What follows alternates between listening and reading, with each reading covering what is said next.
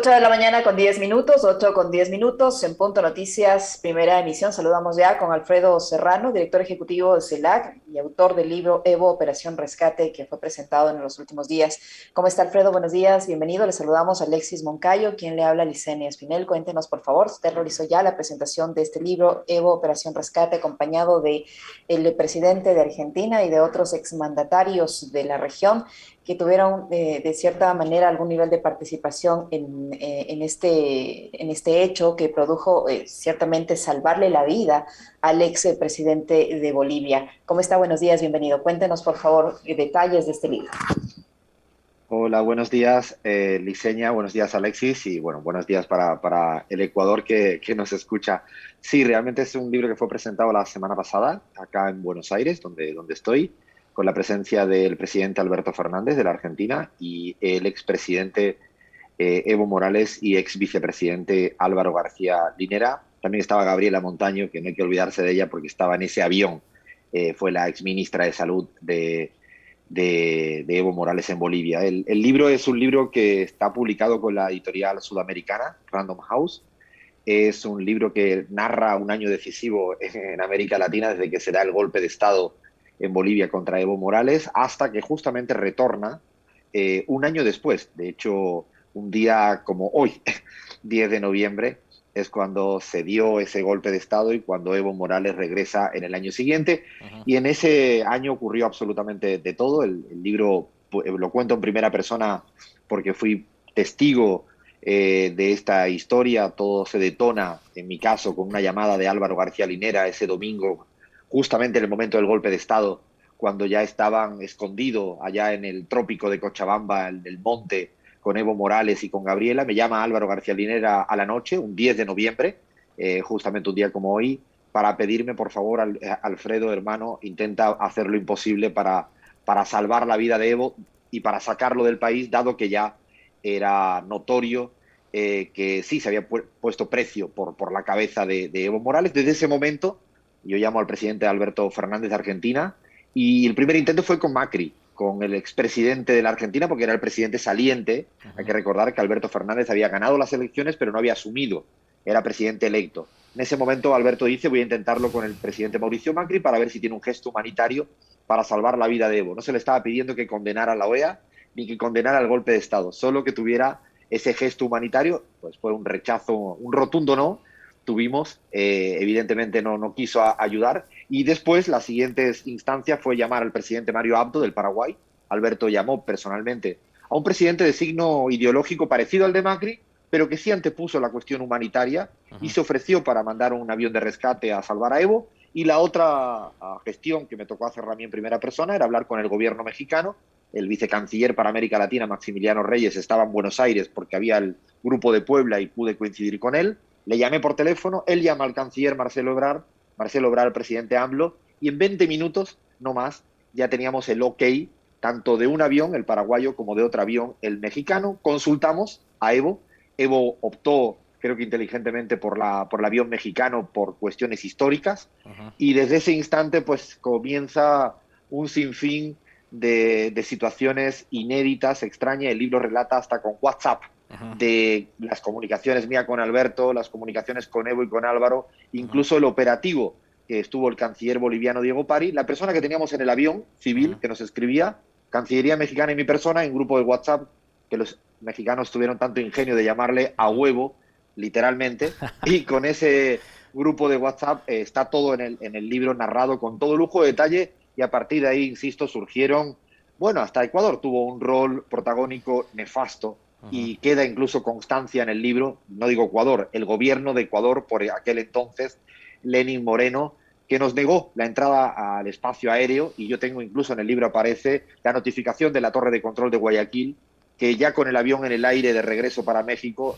negó la posibilidad de entrar en el espacio aéreo ecuatoriano a pesar de haber dado previamente el permiso. Bueno, de Ajá. estas habría infinitas anécdotas, conversaciones inéditas que están todas Ajá. narradas en el libro, hasta que Evo, un año después, regresa a su país después de la victoria de Luis Arce. Hola Alfredo, qué gusto poder saludarte. Como decía Alfredo en el saludo, estas fechas en realidad son emblemáticas, no son simbólicas. Justamente ayer en horas de la noche el presidente de Argentina, Alberto Fernández recordaba que se cumplía ya un año del retorno de Evo a Bolivia nuevamente, retorno triunfal además, ¿no? Después de que el MAS con Luis Arce y David Choquehuanca ganaran las elecciones. Citaba el nombre de Gabriela Montaño, en ese momento ministra de Salud del gobierno de Morales, y hay una anécdota que nos la contó Gabriela, que no sé si está en el libro, Alfredo, con respecto de la habilitación de la pista aérea del aeropuerto de Chimoré, porque como parte de la estrategia para cuidar precisamente de la seguridad de Evo Morales, la gente de la zona había colocado piedras en la pista de aterrizaje para que no lleguen los aviones de la Fuerza Aérea, era, ¿no? Entonces, cuando ustedes reciben la comunicación del gobierno de México de que ya estaba llegando la aeronave para rescatar a Evo, tenían que, no sé si limpiar o retirar esos escombros que habían colocado. Y no sé si eso consta dentro del libro. Sí, sí, sí. Bueno, de hecho, evidentemente, además de haber participado como este testigo y de tener que hacer miles de llamadas con Gaby, Gabriela Montaño, igualmente le pregunté muchas cosas al propio Álvaro, el propio Evo. Lo que dices es tan cierto como que incluso todavía era, yo diría que está narrado tal cual. Hay una cosa que yo le añado y es que teníamos que mensajear, me tocaba hacerlo personalmente a Álvaro, para que calcularan el tiempo exacto desde el escondite donde estaban, acompañado de un blindaje humano entre 7.000 y 10.000 personas, para caminar 1 hora 36 minutos, que era el tiempo que duraba el avión desde Lima hasta el aeropuerto de Chimoré. No podían equivocarse, porque estar más tiempo en el aeropuerto esperando que llegara el avión mexicano era peligroso por lo que decías, Alexis, porque evidentemente las Fuerzas Armadas y la policía querían capturar a Evo Morales, evidentemente sin ningún tipo de sentencia, porque no había ningún tipo de sentencia, había renunciado coaccionadamente Evo Morales. Era entonces todo milimétrico, y tanto es así que en el primer intento fallido, donde el avión no logra entrar en espacio aéreo boliviano porque es rechazado por el golpe de Estado y tiene que retornar, yo recuerdo que mi ansiedad era decirle a Álvaro, a Gaby y a Evo, por favor, retórnense, porque ya estaban en camino, dirección a la pista, que afortunadamente no solo fue el gobierno mexicano, Alberto Fernández y sus apoyos, sino, como bien decías, la ciudadanía de esa zona, que es un bastión de Evo Morales, del MAS, fue fundamental para el operativo de las piedras, para acompañarle. Es más, el avión no logra salir definitivamente porque en una conversación de Álvaro García Lineras con un general de las Fuerzas Armadas, el general Terceros, le dice, si no dejan salir el avión, aquí va a haber una masacre humana sin parangón, porque las 10.000 personas de carne y hueso comunes no se iban del aeropuerto hasta que el avión estuviera en el aire dirección Paraguay, lo cual demuestra también mucho de esa fuerza social que había ahí detrás que permitió precisamente rescatar la vida de Evo Morales. Alfredo, una vez el presidente Evo Morales ya en el avión, ¿cuál fue su primera reacción? Nunca se arrepintió de haber tomado esa decisión, porque debe ser muy difícil, digo yo, mirando toda esa gran cantidad de personas que estuvieron allí resguardándole para salvarle la vida, pero dejar a un país que él había gobernado en la situación en la que quedó Bolivia, en medio de esa convulsión y de todo ese atropello que estaba dándose en esos días. Evo Morales no quería irse del país. De hecho, otra anécdota que narro en el libro y lo cuento tal cual es cuando le pregunto a Álvaro García Linera si tienen pasaportes, una cosa que casi se lo preguntaríamos nosotros a cualquier familiar antes de un viaje, ¿no? Bueno, no. Álvaro me dice, Alfredo, ¿pero qué dices? ¿Cómo se te ocurre? Nosotros nos fuimos con lo opuesto, escapando como buenamente podías, y jamás pensábamos que íbamos a salir. Evo fue el último que resistió, precisamente por lo que dices. Él dijo, me voy a quedar en mi tierra, en mi territorio. Él incluso pensaba gobernar desde allá, pero evidentemente antepuso, sobre todo la masacre que se podría haber venido si Evo se queda en Bolivia, puesto que el día siguiente había una gran movilización a favor de Evo y seguramente hubiera habido una masacre que nunca se hubiera conocido en la historia de América Latina. En tanto fue así, Evo resistió hasta última hora. Y es cierto que cuando se va, contradictoriamente, de hecho era muy raro porque cuando hablo con Evo y Álvaro ya en el avión en Paraguay, ellos, como tú bien dices, tienen un sabor agridulce, habiendo salvado la vida, por un lado, pero por otro lado, sabiendo que dejaban atrás un golpe de Estado y teniéndose que ir. En el libro tengo la suerte de que hay una foto absolutamente inédita de la cara de Evo y de Álvaro mirando hacia sus ventanas en el avión, que denota absolutamente la tristeza, el momento histórico tan duro, porque ciertamente no fue fácil de ninguna manera, pero luego a lo largo del tiempo yo creo que le dio la razón precisamente para haber salvado muchas vidas humanas, no solo la de ellos, a pesar de las masacres que luego vinieron. Alfredo, aquí hay un antecedente, digamos, es este golpe de Estado, ¿no? Que empieza justamente días después de las revueltas que hubo en Ecuador, que hubo en Chile, que hubo en Colombia, en Brasil y en otros países, ¿no?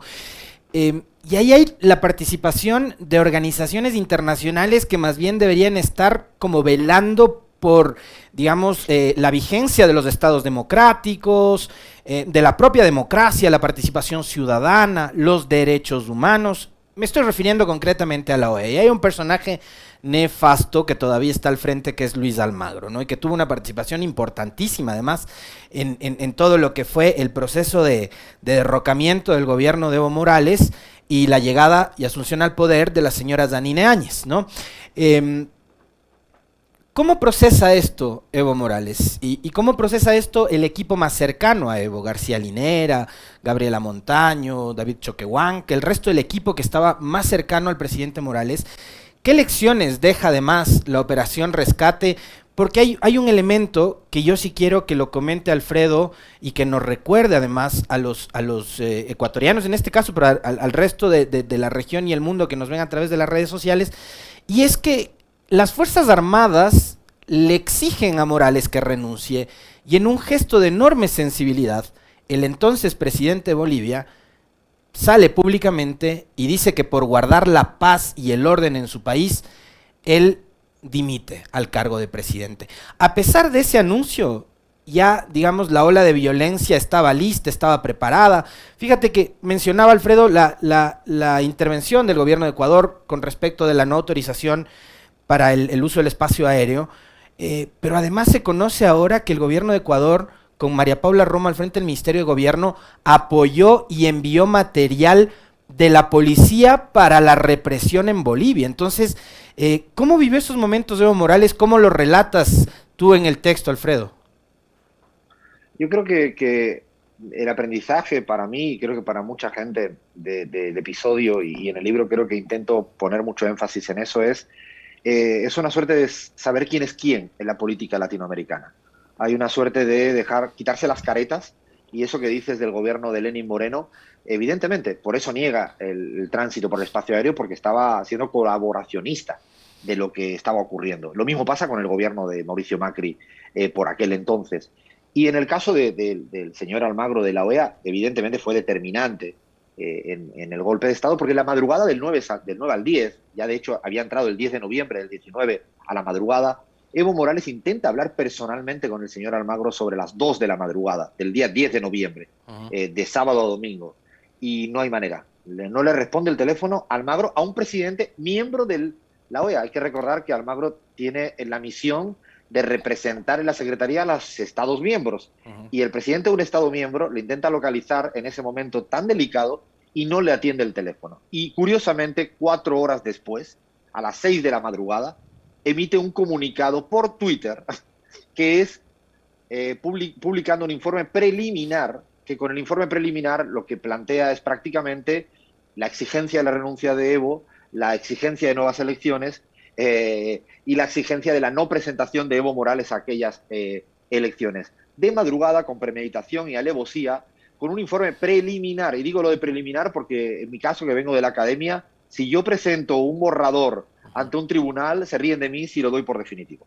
O sea, el rigor exige que el informe sea cerrado, y más con un tema tan delicado. Con el señor Almagro, desde ese momento, a la noche, esa madrugada, y luego lo suscriben otros partidos, otros gobiernos, entre ellos Mauricio Macri y entre ellos gobierno de Lenín Moreno, que avalan el golpe de Estado que estaba dando por aquel entonces el señor Almagro. Evidentemente fue determinante. Yo creo que era muy difícil, porque Almagro había hecho una estrategia previa, premeditada, una suerte de envolvente. Había estado en mayo de ese mismo año avalando las elecciones. Y esto hay que tenerlo con mucho cuidado, porque en Perú, hace muy poquito, con la victoria de Pedro Castillo frente a Fujimori, a Keiko, también la OEA ha avalado el resultado. Y cuidado, que cada vez que la OEA avala un resultado que no le gusta, es para después acometer cualquier tipo de jugada. De hecho, aprovecho, Alexis, Liceña, para decir que en el día de hoy CELAC, nuestra institución,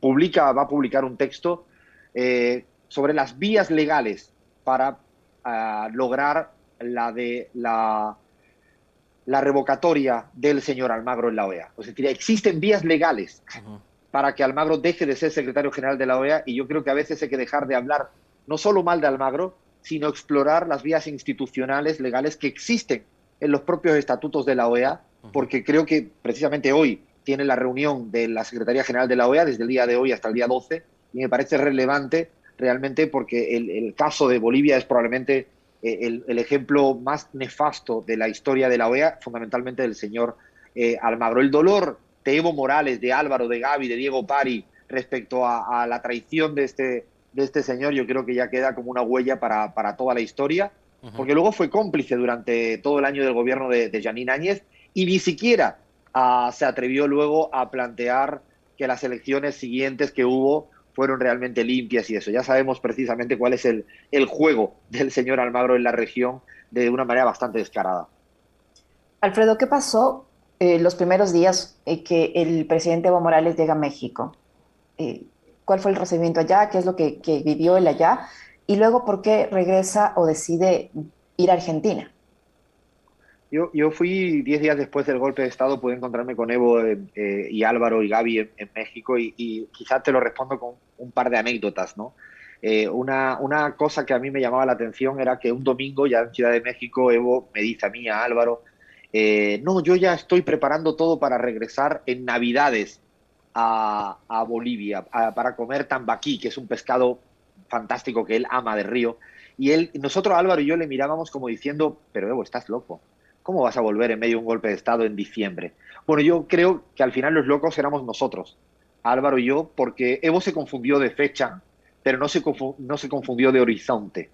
Evo desde el minuto cero, y es un aprendizaje para la región y para todo el mundo, poner en perspectiva histórica el horizonte de volver, a pesar de todas las dificultades. Hay que recordar que le quemaron su casa, la de la hermana, la de familiares, la de amigos. Bueno, el resucitar, el remontar en los momentos más duros de un golpe de Estado, o una derrota electoral, o una derrota política, dice mucho de quién era Evo Morales y cómo rápidamente se va recuperando y comienzan los primeros pasos ya pensando en cómo regresar. Insisto, él estaba diciendo me vuelvo en Navidades por la ansiedad de querer estar, pero lo que estaba marcando de verdad en su cabeza, pero en la cabeza de todo el mundo que le rodeaba, es aquí hay que remontar, hay que levantarse, hay que seguir trabajando.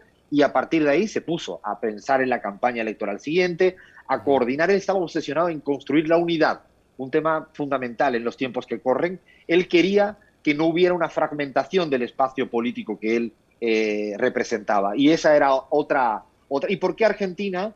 Es porque evidentemente la manera de volver era estar donde había más bolivianos, porque en Argentina la comunidad boliviana es grandísima, y también fundamental por la facilidad que tenía de que los líderes y lideresas de Bolivia afines pudieran desplazarse a Buenos Aires para tener reuniones bilaterales. Hay que recordar que Luis Arce, el presidente actual de Bolivia, vino varias veces acá, el propio David Choquehuanca, el actual presidente de la Asamblea, Andrónico Rodríguez. Eso para él, venir a Argentina era estar más cerca del regreso, y tampoco se equivocó, y en eso la generosidad de Alberto Fernández fue infinita, porque le dijo, del día que yo asuma, 20. Y así fue. El día después de asumir, preparamos otro operativo complejísimo, que era traer a Evo Morales a dirección a Buenos Aires en vuelo comercial. Se habló de todo. Yo me reía porque se dijo que venía casi con un avión de Corea del Norte. No, vino con un vuelo comercial, sencillo, sentado en medio del avión, acompañado de Gaby Montaño y de 2 personas más. Yo creo que eso dice mucho también de quién es el presidente Evo Morales y del rol histórico, la perspectiva que tiene y que tenía. Alfredo, había una estrategia, ¿no? Una estrategia política regional.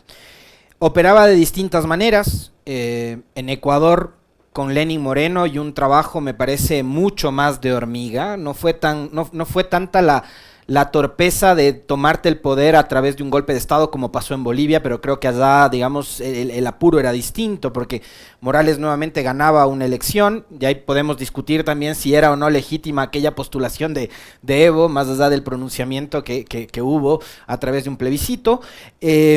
Acá, digamos, Moreno se infiltró 10 años dentro de un proceso político del progresismo, hizo lo que hizo y demás. En Bolivia fue, digamos, con el mazo, ¿no? Fueron a dar con todo al pueblo, represión, violencia y de tales. Pero digamos que la estrategia era muy parecida, porque el golpe de Estado en Bolivia contó con el apoyo de la empresa privada, de los medios de comunicación, de los poderes fácticos, de organismos internacionales como la OEA, personajes como Almagro y otras plataformas de la extrema derecha regional y mundial. ¿En dónde estuvo el éxito de la estrategia política del MAS, de Evo Morales, de Luis Arce, para recuperarse un año después y lograr ganar las elecciones en septiembre-octubre del 2020? ¿En dónde estuvo, digamos, más allá del éxito marketinero de una campaña política, la construcción de ese proyecto político del MAS, la base política? ¿Dónde estuvo? ¿Dónde estuvo el secreto, la magia que hizo que el MAS vuelva al poder un año después del golpe?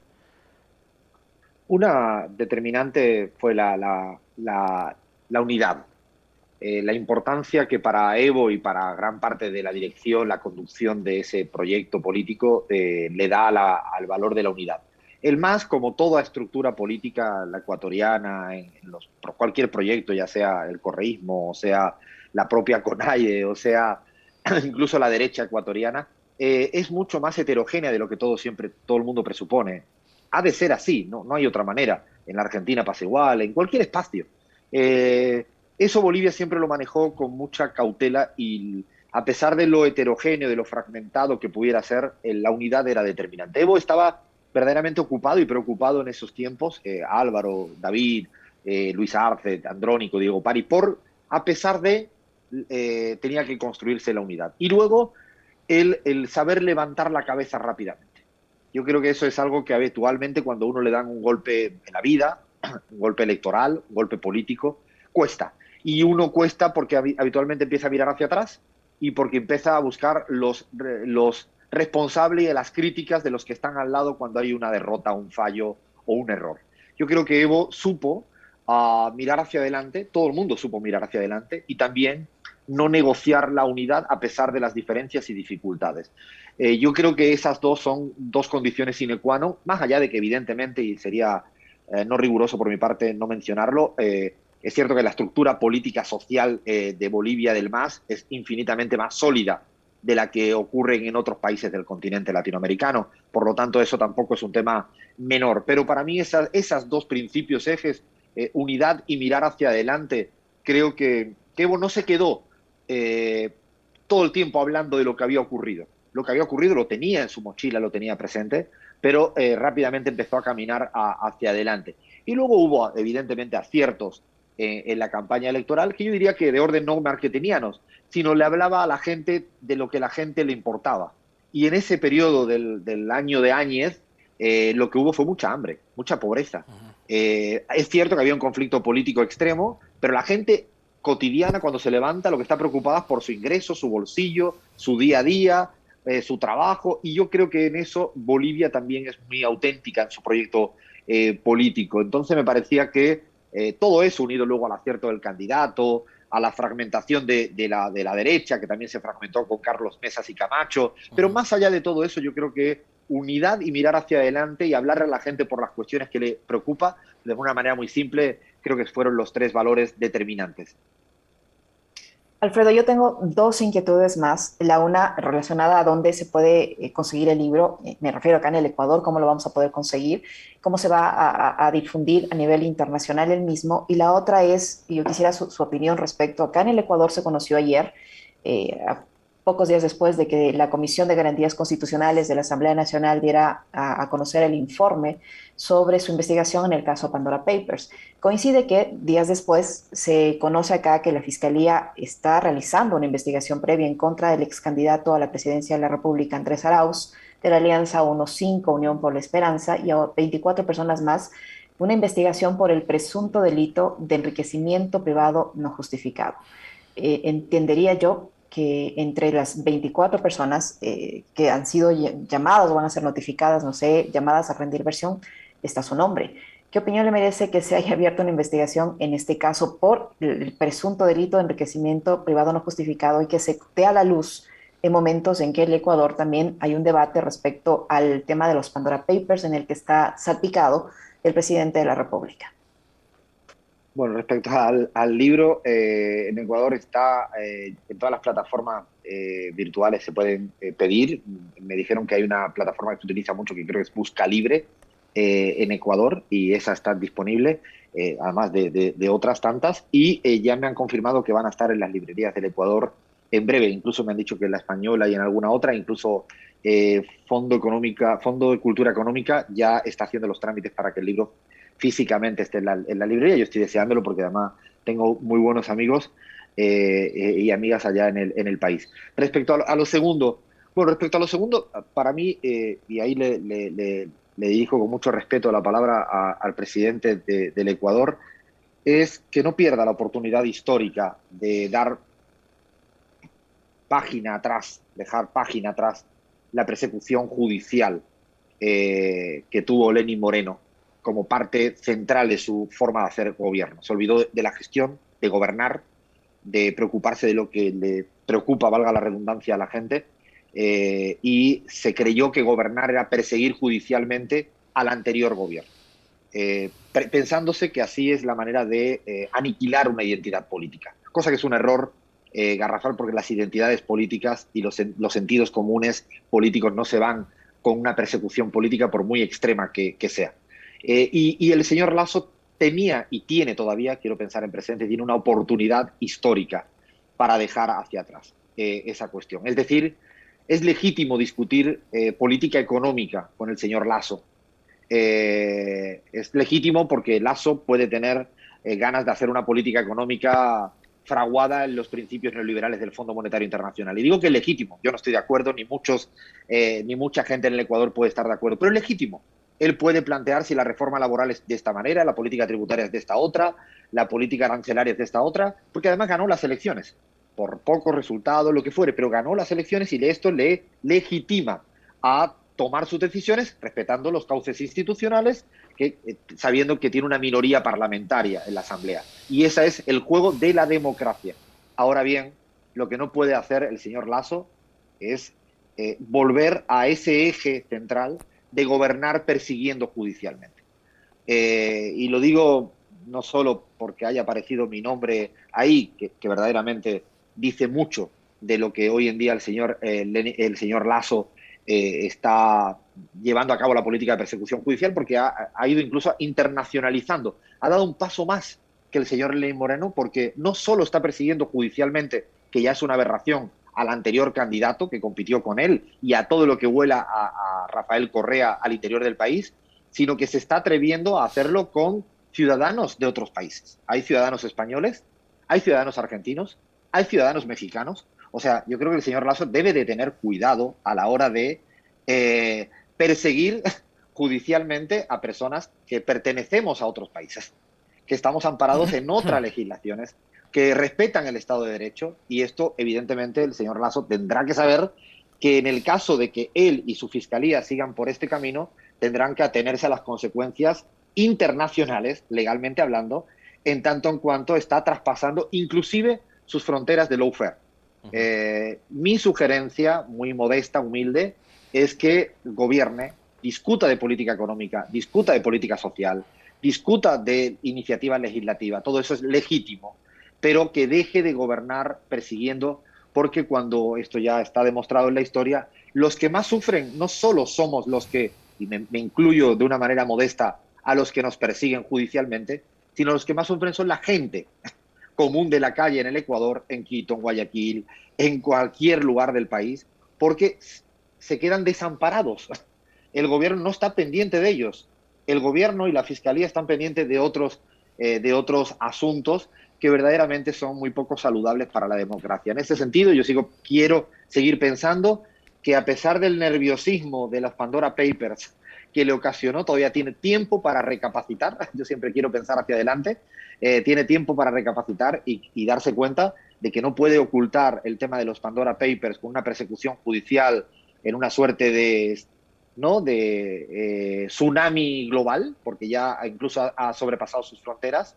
Y, insisto, sugerencia modesta es que gobierne de lo que le preocupa a la gente: el salario, el empleo, el ingreso a final de mes, los precios, el ahorro, las deudas de las familias, que lo otro creo que la verdad que no ayuda ni a la democracia ni al bienestar de la ciudadanía, y sí da lástima porque tenía una oportunidad histórica y bueno, evidentemente en términos jurídicos, para cerrar, iremos por las vías jurídicamente correctas para afrontar esta aberración más, insisto, teniendo en cuenta que me parece que está tocando donde no debe, en tanto en cuanto además, cuidado que hay personas mexicanas, españolas, argentinas, y esto, dicho lo cual, no puede hacer esto ni siquiera como lo está haciendo con todos los conciudadanos ecuatorianos, con el Andrés Arauz, el actual que fue candidato contra él. Es exageradamente descarado todo, es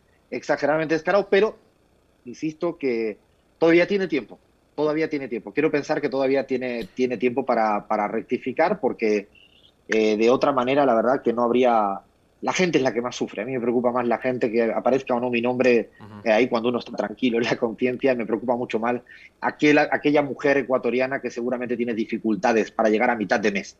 Eso me preocupa mucho más. Le diría que a la Fiscalía y al gobierno que se ocupen de esa señora, no pierdan tiempo en crear fantasmas donde no los hay. Alfredo, al cierre, primero quiero felicitarte por el lanzamiento del libro. Estamos a la expectativa también de que llegue acá al Ecuador, ansiosos de leer esa historia. He escuchado de Gabriela Montaño las historias que hay detrás, así que ya me imagino que debe estar igual de bueno que como lo relata Gabriela, todo lo que les tocó vivir a partir del golpe de Estado. Al cierre quiero apelar al Alfredo Serrano, analista político también, un poco para complementar lo anterior en la respuesta que le dabas a Licenia. ¿Cuál es el campo de acción que crees tú, Alfredo, tiene actualmente el presidente Lasso? Hoy se va a reunir con la CONAIE. Está gastando, en estos 5 meses es impresionante cómo ha gastado sus pocos cartuchos políticos, ese músculo político débil con el que ganó la segunda vuelta, en donde no había una corriente pro Lasso, sino anticorrea, anticorreísmo. Esa es la plataforma de apoyo que tiene Lasso. Él tuvo, como sabes perfectamente bien, 19% y un poco más de la primera vuelta. ¿Cuál es el campo de acción que tiene Lasso para lo que le resta del mandato, que es el 80%, recién llevamos 5 meses? ¿Cómo ves y las expectativas que tienes de la reunión que va a tener hoy con la dirección, con la dirigencia de la CONAIE? ¿Y cómo se ve desde afuera el involucramiento de Lasso, presidente del Ecuador, en el escándalo de los Pandora Papers? Yo creo que Lasso tiene evidentemente varias dificultades, que probablemente es lo que hoy en día, en las últimas semanas, está agarrando el camino más antidemocrático, que es la persecución judicial. Y digo que agarra ese camino antidemocrático porque creo que no sabe cómo afrontar otras dificultades. Y lo que se le exige a un presidente electo es que tenga la capacidad de sortear los obstáculos y ir por el camino democrático sorteando los obstáculos. ¿A cuáles me refiero? Él tiene una gran debilidad legislativa, como todo el mundo sabe. Es la quinta fuerza en la Asamblea. Y al ser la quinta fuerza, él cuando gana sabe eso. Y cuando uno es fuerza minoritaria en la Asamblea y es presidente en el Ejecutivo, tiene la tarea titánica de construir alianzas sobre temáticas concretas. Y lo podría intentar y haberlo hecho. Y una de ellas hubiera sido acordar una suerte de terminar con la persecución judicial hacia atrás y empezar de cero. Si esto lo hubiera hecho, y tiene tiempo para hacerlo, seguramente tendría una primera mayoría sobre un punto determinado, que es limpiar la página nefasta de persecuciones judiciales en el Ecuador de los últimos años. Pero en cambio, en vez de hacer esto, o acordar políticas económicas donde puedan ponerse de acuerdo, o políticas sanitarias, como es una discusión democrática, con puntos de vista en desacuerdo. Pero esta debilidad, en vez de afrontarla por esta vía democrática, él creo que ha ido por el otro camino completamente antagónico. La otra cuestión es justamente la dificultad que tiene para intentar subordinar a la CONAIE. Y ya lo intentó con una primera reunión con Leonidas Issa, donde ninguno de los puntos en la mesa fueron acordados. Y al tener esta dificultad, en vez de seguir negociando, seguir intentando acordar, seguir cediendo frente a algunas peticiones legítimas y correctas de la CONAIE, el señor Lasso lo primero que hizo fue abrirle causas judiciales también a Leonidas Issa, al presidente de la CONAIE. Es decir, vuelve a tomar el camino antidemocrático cada vez que tiene un asunto que tratar, que abordar. Yo creo que en este sentido, el señor Lasso creo que tiene como poca habilidad en las prácticas de la democracia, que es saber avanzar y tener alianza con dificultades. La democracia es eso, es cuando uno no tiene la fuerza ni en votos ni en la asamblea, pero sí la presidencia ejecutiva, le toca ceder también. Hay un error que tuvo Macri en el inicio de gobierno en la Argentina, que es sobreestimarse. Fue un error que le costó muy caro. Y a los 2 años de gobierno prácticamente ya había perdido la capacidad para seguir hacia adelante y después perdió en la siguiente elección. ¿Por qué se sobreestimó? Porque creía que haber sido presidente en segunda vuelta era tener una mayoría del 55% de la ciudadanía. Y eso no es así. Ni siquiera tenía tanta fuerza en la asamblea y mucho menos fuerza en las calles, en la ciudadanía. Yo creo que Lasso tiene un desafío muy grande, que es aprender a cómo se ejercitan las prácticas democráticas. Las prácticas democráticas se ejercitan con dificultades, no siempre se tiene todo a favor. Y yo creo que, claro, tiene 2 alternativas. O empieza a trabajar las prácticas democráticas en la asamblea con otras fuerzas políticas, con fuerzas sociales como la CONAIE, o, que pareciera el camino tomado hasta el momento, sigue en la ruta antidemocrática persiguiendo a diestro y siniestro a todo el mundo adentro del Ecuador y ahora se está animando afuera del Ecuador. Yo le pregunto al señor Lasso, ¿al siguiente que va a perseguir judicialmente es a Alberto Fernández porque es amigo de Rafael Correa? O sea, pregunto, ¿ese va a ser el siguiente? ¿O cuál es el criterio exacto para abrir causas de la Fiscalía? Esas son preguntas que uno se hace porque quiero pensar que en algún momento alguien le tendrá que decir a Lasso desde afuera eso. Gobernar es difícil, pero puede ser más difícil si solo te dedicas a perseguir judicialmente a todo el mundo. La verdad es una lástima, y lo digo con tristeza más democrática, no tanto en el sentido personal. Tú que le conoces bien, se lo espero. Tú que le conoces bien a Jaime Durán Barba, ¿crees que Durán Barba todavía está detrás de la estrategia del gobierno en Ecuador o ya está por fuera de esto? Rotundamente no. Absolutamente no. Rotundamente no. Es absolutamente no. No quiero hablar cosas que a veces uno habla en privado, pero te aseguro que rotundamente no. Rotundamente no. Creo que hay mucha gente que rotundamente no.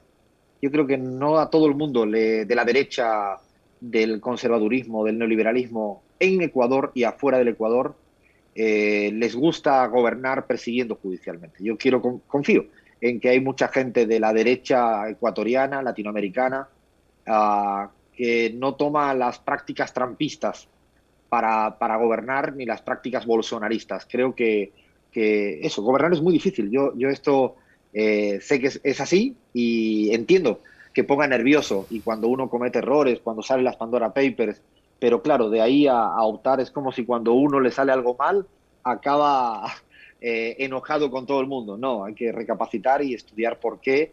Insisto, a mí me parece fantástico que en el Ecuador se discuta qué política laboral se quiere o qué política tributaria se quiere. Con las diferencias ideológicas del caso, y Lasso seguramente querrá una flexibilización y una política tributaria a favor de los banqueros. Pero eso es una discusión legítima. Lo otro ya no sale afuera de la legitimidad, de la legalidad y de la democracia. Muchísimas gracias, Alfredo, por este diálogo, por el tiempo que nos ha proporcionado Alfredo Serrano, director ejecutivo del Centro Estratégico Latinoamericano de Geopolítica y autor del libro Evo, que hemos escuchado y hemos analizado durante esta mañana. Muchísimas gracias, Alfredo. Fuerte abrazo.